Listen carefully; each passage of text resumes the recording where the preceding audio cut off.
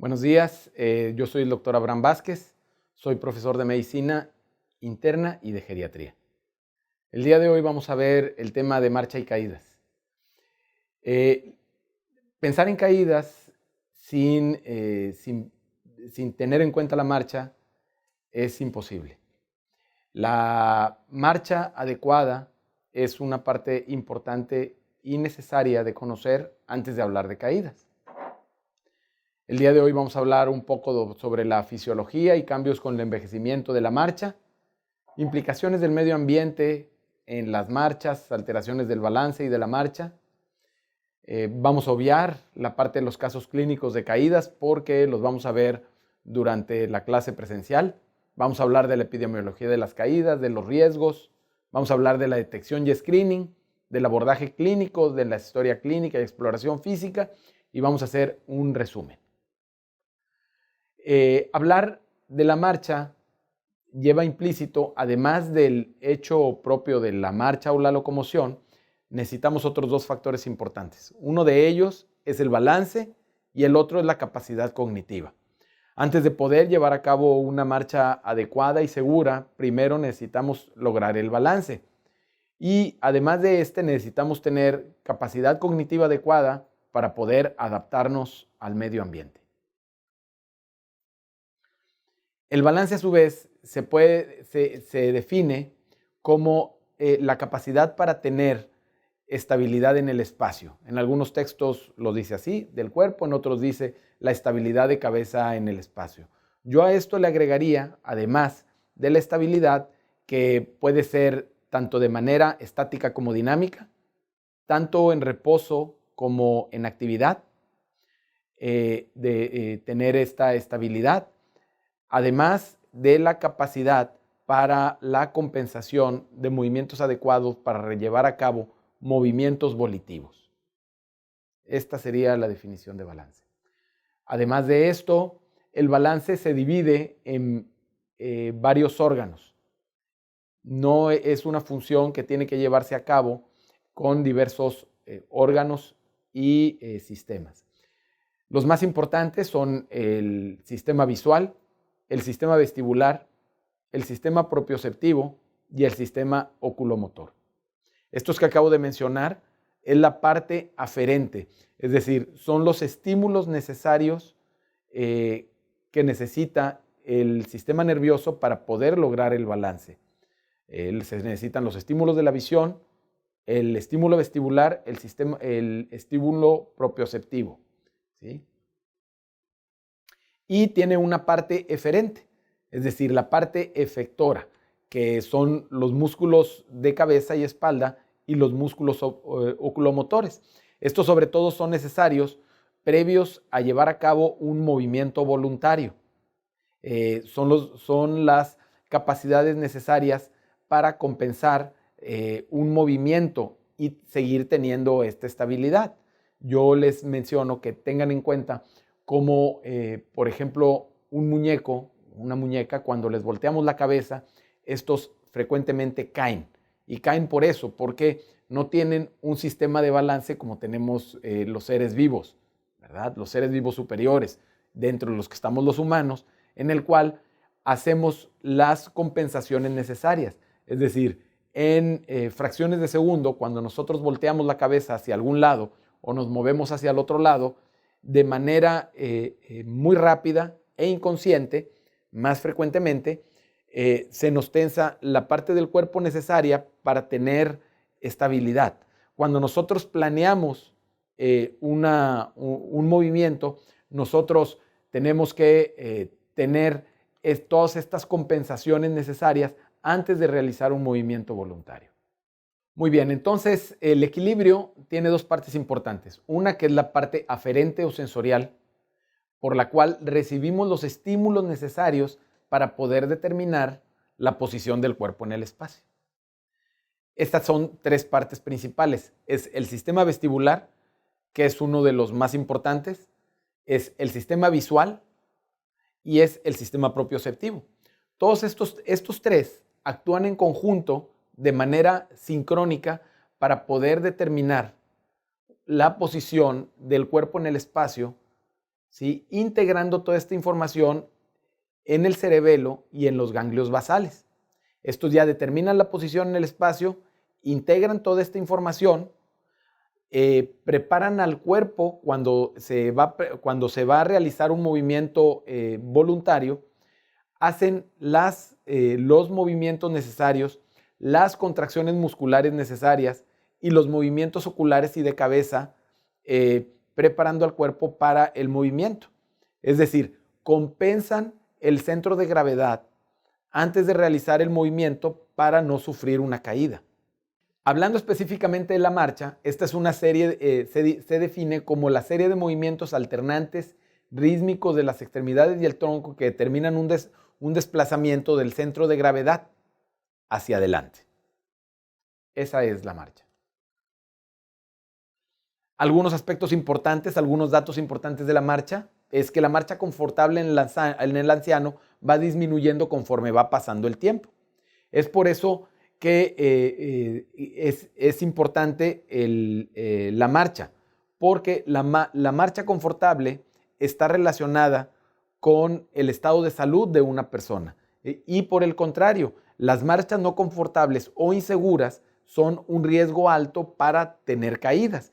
Y esta marcha segura va disminuyendo con el paso del tiempo, de tal manera que es segura a los 60 años en el 85% de las personas y la refieren como insegura, como segura el 20% de las personas a los 80 años. Por otro lado, no se ha asociado el enlentecimiento de la marcha con caídas, pero sí la irregularidad o la variabilidad en el paso, lo cual aumenta hasta 5 veces el riesgo de tener una caída. Específicamente hablando de la locomoción, esta se divide en una parte neurológica, osteoarticular y muscular, ¿sí? Como evidentemente la conocemos, lo que es el hecho propio del movimiento en la locomoción, ¿verdad? O sea, el componente de las articulaciones, el componente muscular, el componente óseo, el componente neurológico típico que conocemos. Y bueno, la marcha tiene un ciclo y este ciclo empieza cuando el pie contacta con el suelo y termina en el siguiente contacto del mismo pie otra vez en el suelo. Se divide en dos fases, que es la fase de apoyo y la fase de balanceo. La fase de apoyo consiste en aproximadamente el 60% del ciclo de la marcha y el balanceo, que es el 40% aproximadamente de esta fase de la marcha. La fase del apoyo es cuando los pies se encuentran tocando el suelo y la fase de balanceo es cuando uno de los pies se encuentra suspendido en el aire, ¿sí? Esta fase de balanceo a su vez tiene una parte de aceleración, una parte media y una parte de desaceleración cuando el talón va a tocar el piso. Es importante este ciclo de la marcha porque nos permite estudiar los cambios que suceden con el paso del tiempo. Los más importantes son que hay una disminución en la velocidad del paso, hay una disminución en la longitud del paso, el paso también es más corto, hay una amplitud en el espacio de la bipedestación, hay disminución del ángulo del pie, tanto cuando cae el pie como cuando despega el pie del piso. Hay una reducción en el tiempo de balance, tiempo de apoyo, favoreciendo el tiempo que está de apoyo los pies en el suelo, es decir, es menos el tiempo que está en el aire, en el balance. Hay una disminución del balanceo de los pies y normalmente existe una rotación pequeña tanto de rodillas como de caderas en una marcha normal, en una marcha eficaz. Bueno, este balanceo está disminuido en las personas mayores.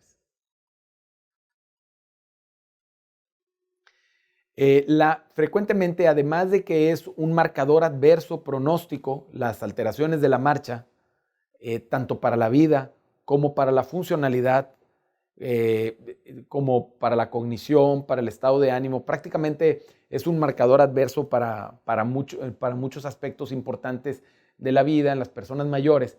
También puede ser un dato clínico que nos ayude o nos auxilie en el diagnóstico de varias enfermedades. Y estos patrones de marcha alterados frecuentemente los encontramos en las personas mayores. Tenemos que la marcha hemipléjica es la marcha en las cuales más frecuentemente es por secuela de un infarto cerebral. En hay una incapacidad para la rotación de la pierna durante la marcha, hay rigidez de la pierna, hay un aumento en la rotación para tratar de disminuir la dificultad en la flexión de la rodilla, lo que frecuentemente también se llama marcha desegadora. Entonces, del brazo de ese mismo lado habitualmente está en flexión. La marcha parkinsoniana es una marcha de pasos cortos, bajos y rápidos. Habitualmente en ellos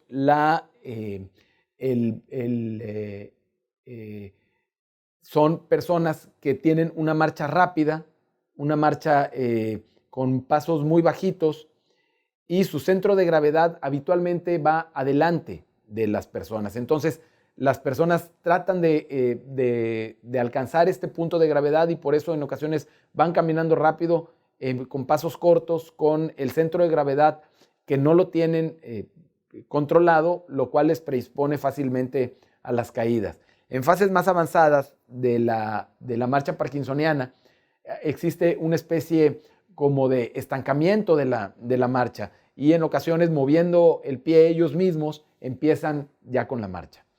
La marcha neuropática más frecuentemente es una marcha en la cual encontramos inmovilidad de la pierna. Esta puede ser más frecuentemente por neuropatías, por diabetes, puede ser por lesiones o por lesiones traumáticas o puede ser por radiculopatía compresiva y encontramos que hay un aumento en la rotación de la pierna, hay debilidad de la extremidad inferior, habitualmente cae el pie en la marcha con la punta del pie en lugar de caer sobre el talón y también es una marcha que predispone a las caídas.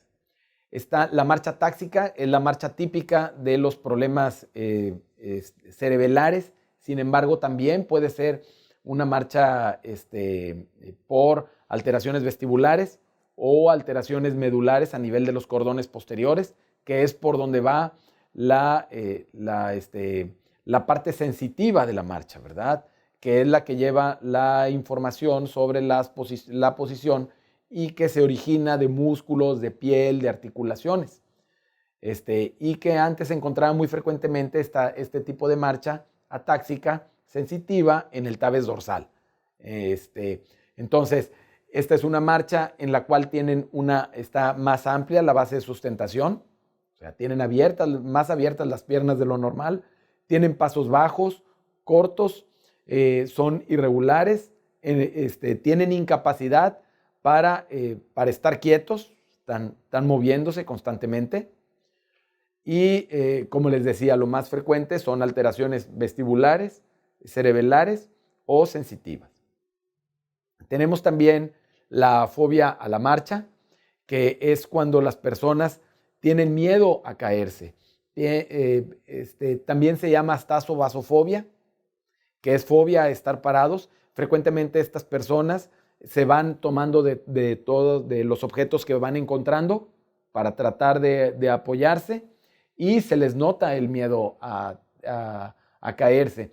Y esto es secundario frecuentemente a caídas previas. ¿Sí?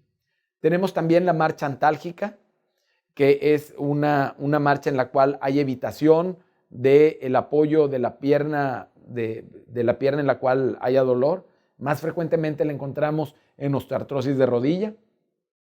El desacondicionamiento físico es una marcha que frecuentemente vemos en las personas con fragilidad o que tuvieron inmovilidad, ya sea por alguna enfermedad o por depresión o por posquirúrgica, y estas personas frecuentemente tienen flexión anterior del tronco, tienen un paso bajo y corto. Encontramos también frecuentemente la marcha práxica, que está asociado a fases avanzadas de la demencia tipo Alzheimer o de la demencia vascular, y también se le llama marcha magnética, porque tienen dificultad para empezar el movimiento de la marcha. Es decir, parece que tienen los pies pegados al piso y tienen dificultad para empezar la marcha. Hablando específicamente de la caída, se define como un acontecimiento involuntario que hace perder el equilibrio y dar con el cuerpo a un nivel inferior que lo detenga. Este tiene varios aspectos que son importantes, pero uno de ellos es que es un padecimiento que causa la muerte frecuentemente, aproximadamente la quinta causa de muerte. Causa más muertes las caídas en ancianos que los accidentes automovilísticos. ¿Sí? Ahí vemos los porcentajes. Y esta mortalidad y estas caídas aumenta proporcionalmente con la edad. ¿Sí? De tal manera que la tasa de mortalidad por caídas es de 9.1 entre los 65 y los 74 años por 100,000 personas y sube hasta 109.7 por 100,000 personas en mayores de 85 años. Dentro de la epidemiología también encontramos que es más frecuente en mujeres, lo doble prácticamente. Es un padecimiento costoso, de tal manera que es aproximadamente $16,000 en Estados Unidos. No hay datos en México, pero debe de ser algo semejante. Es un marcador pronóstico, como les decía. Aproximadamente 1 de cada 5 personas que se fracturan la cadera no vuelven a caminar. Y 20% no recuperan la marcha, y también 20%, 1 de cada 5, muere durante el primer año. En las caídas siempre hay factores como de riesgo, tanto intrínsecos como extrínsecos. Encontramos que dentro de los factores intrínsecos son los problemas cognitivos, la poca actividad física, la depresión, los déficits neurosensoriales, la disminución de la fuerza, la enfermedad vascular cerebral, los mareos, alteraciones de la marcha y balance, como los que mencionábamos antes, y las personas mayores de 80 años. Como podemos ver, hay algunos de ellos que son asequibles de ser modificados y hay otros que no podemos modificar. Por supuesto que nos enfocamos a los que son modificables. Y existen también factores extrínsecos.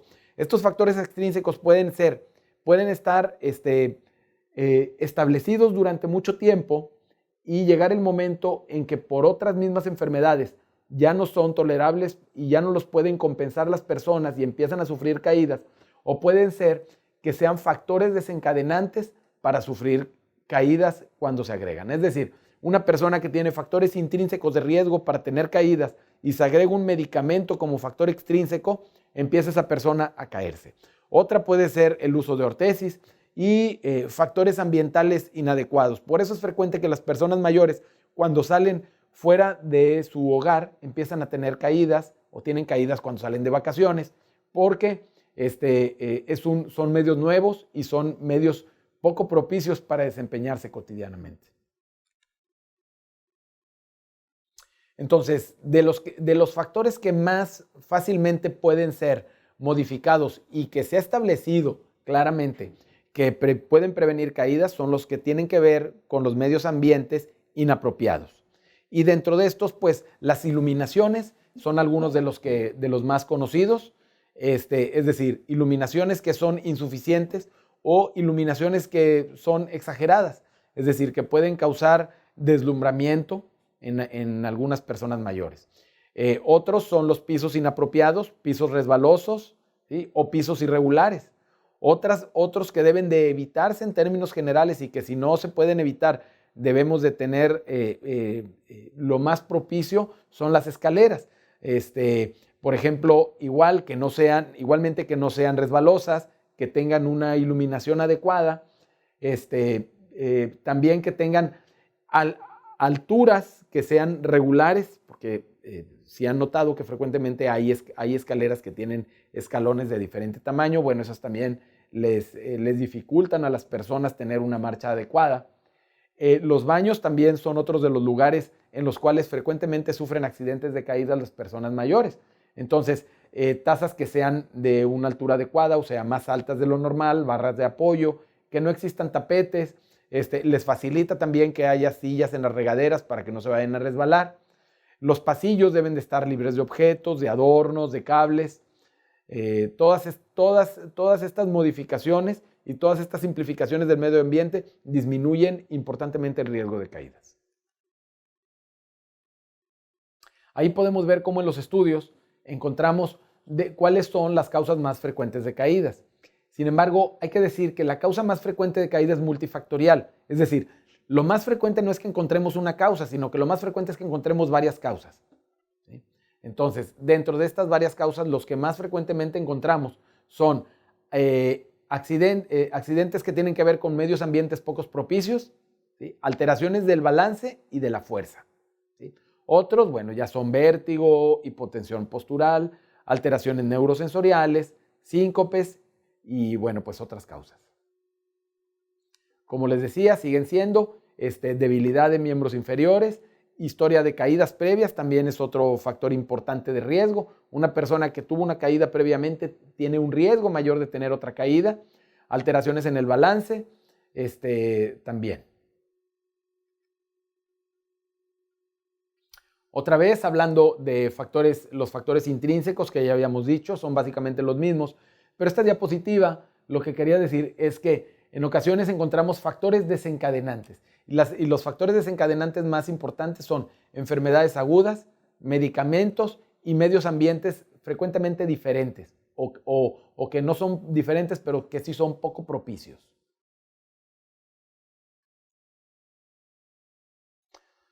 Muy bien, algunos aspectos importantes de la biomecánica es que caer sobre el trocánter mayor aumenta el riesgo importantemente de las caídas.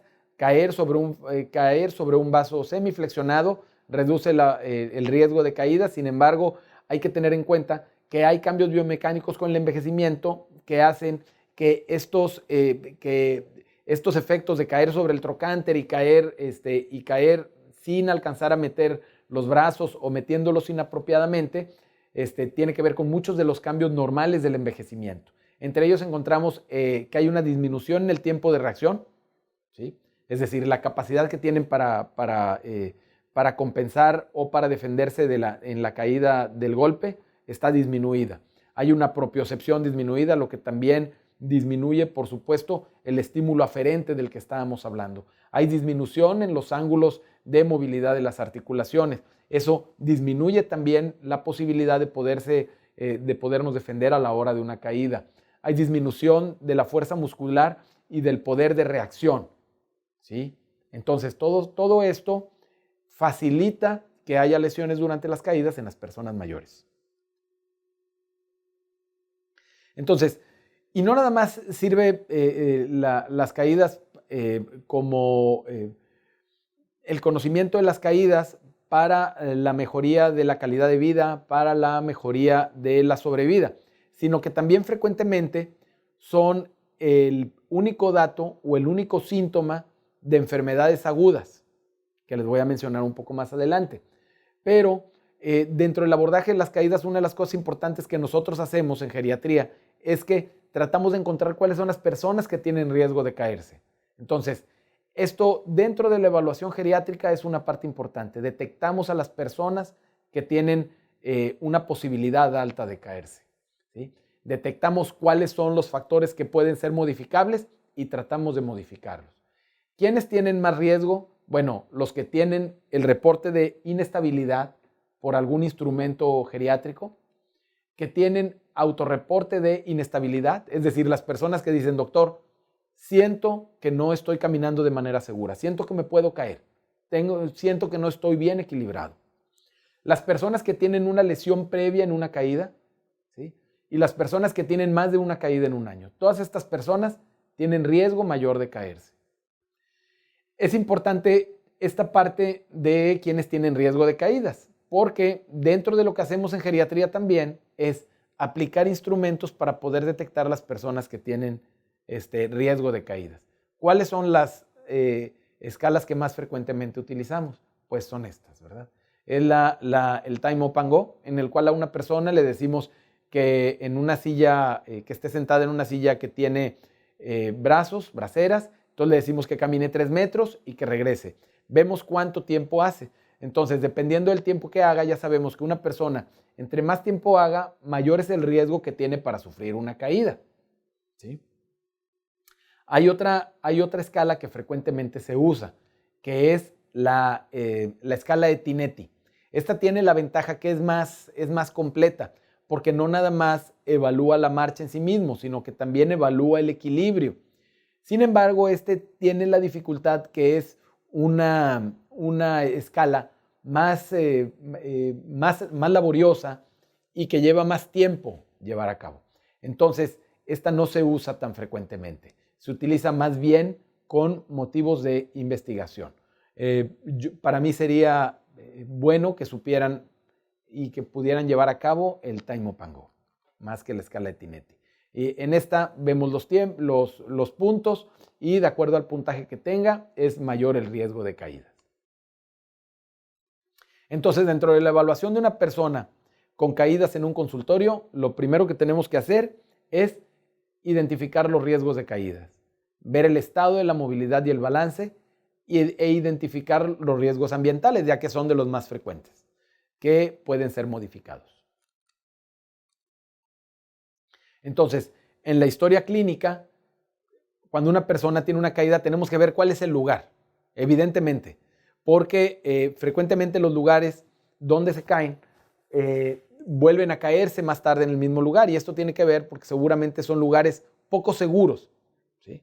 Frecuentemente son el pasillo que va al baño, el pasillo que va hacia la salida de la casa. Esos son los lugares más frecuentes y es donde más frecuentemente se caen. Entonces, cuando una persona tiene caídas repetidas en el mismo lugar, tenemos que hacer modificaciones arquitectónicas adecuadas para esa persona. Tenemos que ver cuál es la hora en la que se caen, ¿sí? Por motivos lógicos. Una persona que frecuentemente se cae seguramente necesita una mejor iluminación. Si se cae, por ejemplo, durante la noche en el baño, entonces es muy sencillo tenerle una luz en el baño a todas horas por si se levanta en la madrugada para ir al baño. Parecen cosas obvias, sencillas, pero pueden resolver un problema de esta manera. ¿Okay? Hay que ver exactamente qué era lo que estaba haciendo esa persona, ¿sí? No es lo mismo una persona que se cae repetidamente cuando se sienta en el retrete en el baño que una persona que se cae en la regadera. Hay que ver si la persona ha tenido lesiones en caídas previas. Recuerden que este era un factor importante para tener lesiones más adelante también por caídas.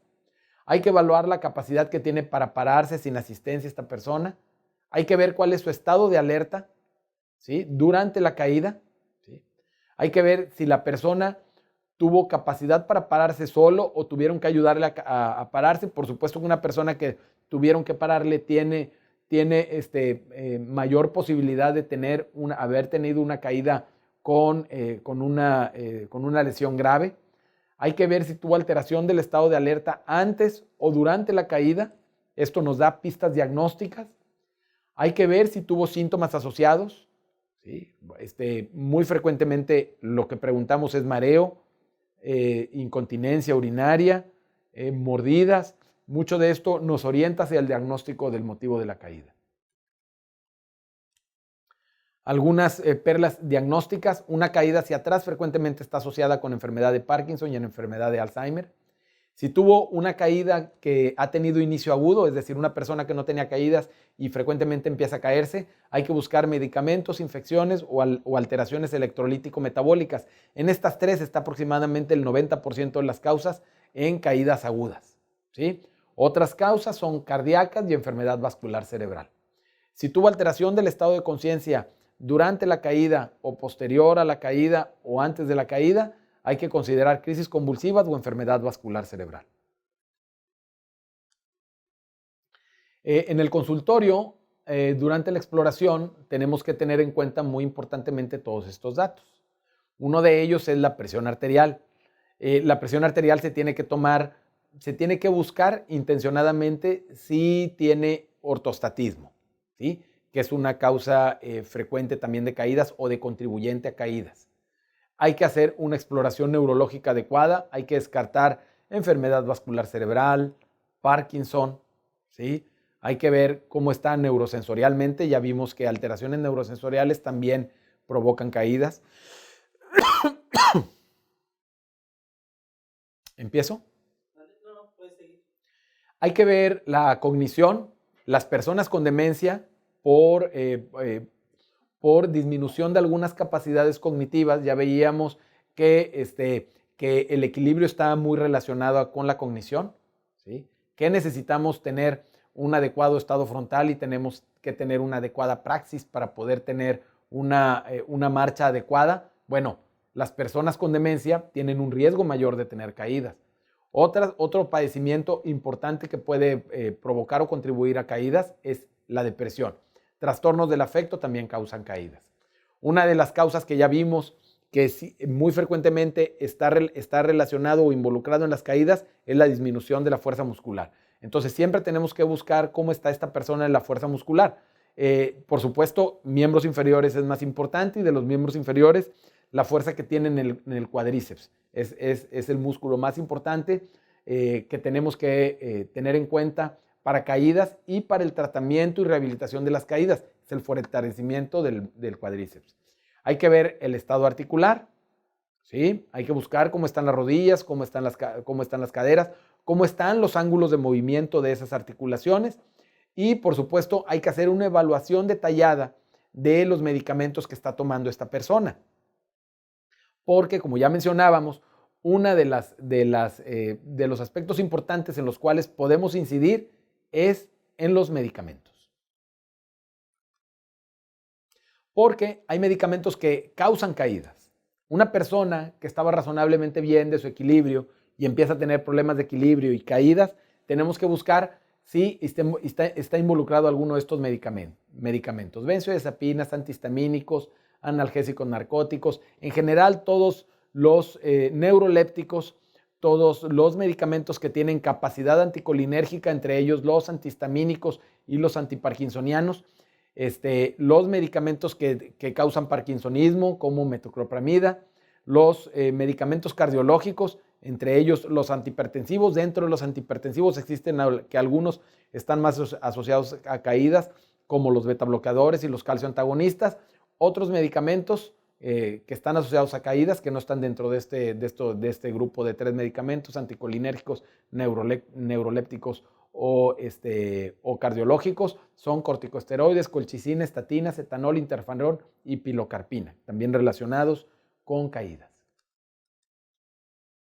En la exploración física, como ya mencionábamos, es importante también hacer una evaluación visual, ¿sí? Hay que tener en cuenta que la disminución de la agudeza visual, cataratas, glaucoma, favorece las caídas. Hay que ver cómo está el sistema vestibular, ¿sí? Recuerden que el sistema vestibular es una de las partes aferentes importantes del equilibrio. Hay que buscar ortostatismo con la presión arterial, hay que ver el estado neurológico con cognición, reflejos posturales, neuropatías, parkinsonismo, músculo articular, ángulos de movilidad, dolor articular, fuerza muscular, y buscar si hay algún patrón de marcha específico de los que ya mencionábamos. En urgencias siempre es importante, por supuesto, descartar lesiones osteoarticulares como primera acción. Después buscar cuáles son las causas de las caídas. Las causas, hay que recordar que la causa más frecuente es multifactorial. Hay que ver si hay medicamentos recientes. Hay que descartar infecciones, ¿sí? Y dentro de las infecciones, las causas más frecuentes de caídas son infecciones de vías urinarias e infecciones de vías respiratorias. Hay que ver si el paciente tiene delirium, si tiene datos de insuficiencia cardíaca, si tiene datos de isquemia cerebral, un infarto cerebral, o datos de cardiopatía isquémica aguda. La prevención debe de hacerse una valoración multifactorial.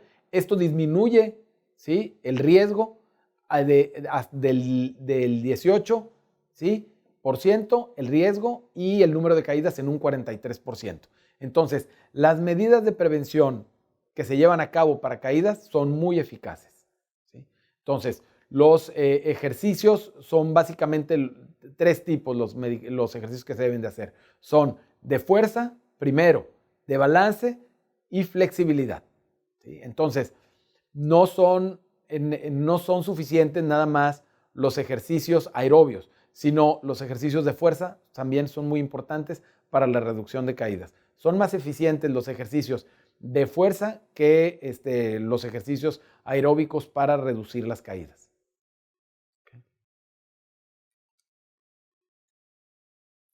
Es un caso clínico que vamos a ver el día de la clase presencial.